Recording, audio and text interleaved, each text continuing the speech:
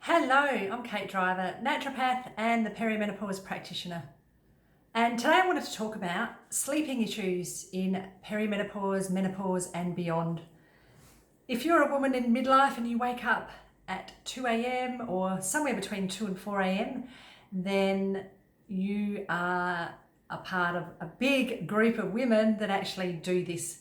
And that includes myself in the past. I used to wake up at that time fairly regularly, and for some women it's every now and then, and for some women it's relentless or they just can't sleep at all.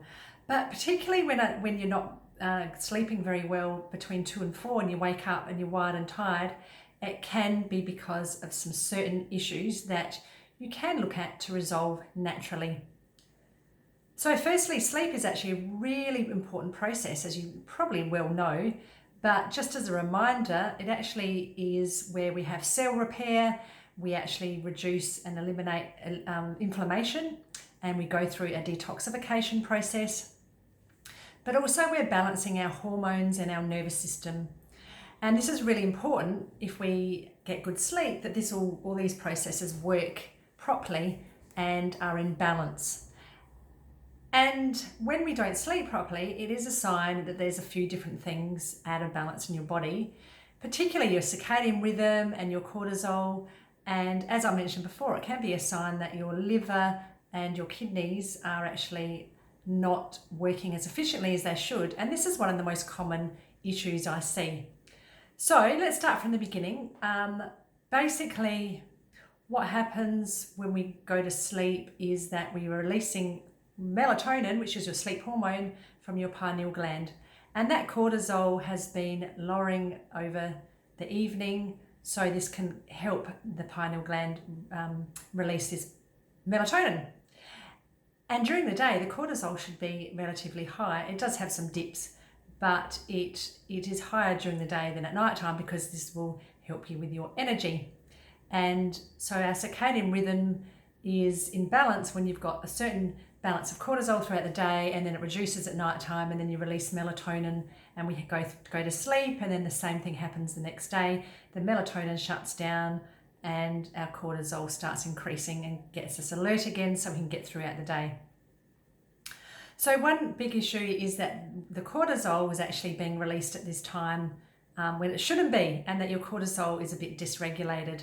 Now, for some women, you might also be finding that you just can't go to sleep, that you're wired and tired, and you've been tired all day, and then when you try and go to sleep at night time, then you're not settling down and you just feel like your eyes are wide open. This can be a sign that the cortisol is too high and it's not shutting down. So it can be particularly difficult for women that actually get exposed to too much blue light at night time. So if you're on your phone, please make sure that you stop looking at your devices at least an hour or two before you try and go to sleep. Or use blue light blocker glasses. I haven't got mine right here, but I'd love to show you some blue light blocker glasses that are amber sort of colour. So if you are using these devices or watching TV, then that blue light isn't affecting you and causing that increase in cortisol. Because this blue light from the devices and from your TV will actually keep your cortisol high, even LED lights that you might be exposed to. So, and that's fine during the day because we get this spectrum of blue light from the sun, and it's meant to keep us alert throughout the day, but at night time we actually don't want that. So this can be causing an issue with the cortisol. And if it's actually the cortisol that's being released at night time and waking you up, then it can be because of a issue with the liver being congested or not functioning as efficiently. And it doesn't have to show up in a pathology blood test. That's usually when the disease state starts showing up.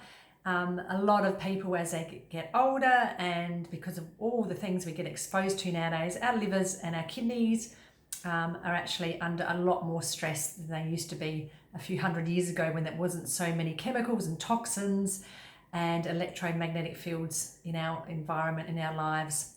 So liver and kidneys tend to, as we age, also they slow down, they don't work as efficiently. So put that together with all the things we're getting exposed to. Even in your personal care products, you might be using too much perfume or makeup, or getting your nails and hair done all the time, and the exposure to chemicals can overload the body over time. So this can be a sign that your liver and your kidneys need some more support if you're waking up at that time. and your cortisol will actually increase if that's an issue, and also if your blood sugar levels are actually dropping overnight too, then you're going to release more cortisol to keep your body alive, to release glucose into the bloodstream. So it can be a blood sugar level issue. It might be that you're, particularly throughout the day, being in balance with your blood sugar levels too.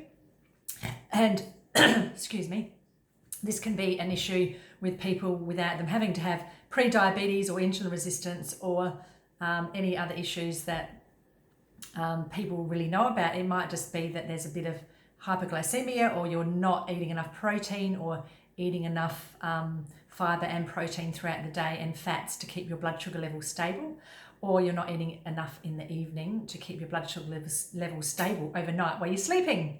So your blood sugar levels can drop and wake you up as well. Then something that's a bit less unknown is an increase in histamine. At around 3 a.m, histamine is at its highest. And this is a neurotransmitter that we all need, but for some people, they're either more sensitive to it or they have far too much histamine in the body. So when this histamine increases, if they've got an overload already, then this can wake them up as well. And high histamine or histamine sensitivity can be giving people so many different symptoms. So it might not be obvious to you, but for some people, I see so many women, so many clients with this issue. It could be anything from getting headaches or migraines to painful periods, to having endometriosis or adenomyosis. It can be hives and skin issues, other types of allergies like hay fever. Some people just get digestive issues like, it can be related to any of the inflammatory bowel diseases too. That usually is a sign that there's high histamine. And histamine is naturally produced in our body, but sometimes we get exposed to far too much from our foods and from stress. Our body will dump more histamine, and from our environment if we're exposed to allergens that we're sensitive to as well. So you might be waking up because you're having a histamine excess, and this could cause that issue. And for some women, it can actually happen in the evening before they try and go to sleep. They start getting hot flushes and night sweats or feeling really irritable. And that can be a sign that the histamine is too high in the evening as well. So for some people that have this issue, it's great to actually do a low histamine diet and look at ways that we need to work on the whole system that help the body reduce and release histamine more efficiently. And that's also working on the liver. The liver helps us break down and eliminate histamine. So working on your liver can look like looking at how much water you're drinking. You need to have it probably at least 2 litres if you're normal weight a day. Sip slowly. Make sure it's alkalized. Make sure you're getting rid of fluoride and chlorine because these are toxic to the body. And your liver just loves water because it's needed to help our bodies detoxify and our liver to filter, and our kidneys as well. So try and make sure you drink enough water, and having things like apple cider vinegar and lemon juice in the morning or before meals can be fantastic for your liver and your gallbladder, and eating bitter foods as well. So there's some great tips, and even something like dandelion root tea can be great. I particularly like it, but some people don't. So dandelion root tea and lemon juice and apple cider vinegar and lots of water for your liver and your kidneys. So what else can you do to actually help with your blood sugar levels overnight? Just make sure you're eating protein at every meal, and you're eating every 5 to 6 hours. And if you have a big gap between your dinner and going to sleep, it might be that you need to have a very small protein snack before you go to sleep to help your body stay asleep for longer. That can be very helpful. But during the day, also make sure you're not having stimulants like coffee, alcohol. Too much sugar or carbohydrates can actually cause an imbalance in the blood sugar levels as well and cause these spikes. And this can actually happen overnight and wake you up as well. So keep your blood sugar levels balanced during the day. Giving up coffee is fantastic. If you've got sleep issues, you probably know that already, but it's actually very important and it will make a big difference. And the only other thing I usually talk about is getting morning sunlight. So just to set your circadian rhythm, wherever you are in the world, if you can, just get out in the first thing in the morning and just for 5 or 10 minutes without sunglasses, expose your body to sunlight, or even at least your face. Don't stare at the sun, obviously, but put your face sort of somewhere in the sun, go outside and let your body know that the cortisol has to be produced because it's daytime, and you shut down your melatonin which is your sleep hormone. And then at night time, if you can, try and get exposed to the sunset, because then that sends signals to the brain too that, oh, okay, well, it's now getting dark. I'm going to start releasing melatonin soon and reducing the cortisol, so it gets you ready for that sleep. And this is really important to help your body regulate that circadian rhythm that we all need. Because it's so disrupted, if we're indoors in artificial environments and lighting, then our bodies get a bit unsure what time of day it is. And lastly, I love work on the vagal nerve, and the vagal nerve is helping us stay in the parasympathetic or rest and digest part of the nervous system, which is what we need more of to help us, stay calm during the day and sleep well at night time. But a lot of us stay in the fight and flight or the sympathetic mode. So if we're out of balance, this can mean that there's poor vagal tone, and our vagal nerve actually helps regulate the whole nervous system and is connected to almost every organ in your body. So it has a lot of influence on what's happening in your body, including that gut-brain connection everybody talks about. So working on the vagal nerve is very important. It can look like just doing some deep breathing throughout the day. It can look like meditating throughout the day and doing yoga. And it can also look like doing things like gargling or chanting or loud singing, which actually tone the vagal nerve. There's also devices out there that you can get if you've definitely got a vagal nerve problem that's causing severe health issues, then that's probably recommended. But you can do so much for free to work on your vagal nerve that it's just amazing that we should be doing it more regularly, because as we go through these stages, our hormones really affect the vagal nerve as well.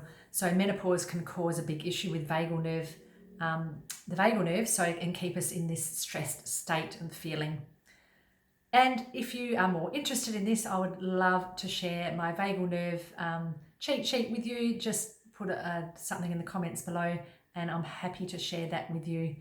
And let me know how your sleep is and if you've got anything out of this video. And if you haven't subscribed, please subscribe, and I'd love to hear from you very soon. And I'll see you on the next video. I hope you have a very good sleep tonight. Thanks so much for listening. Bye.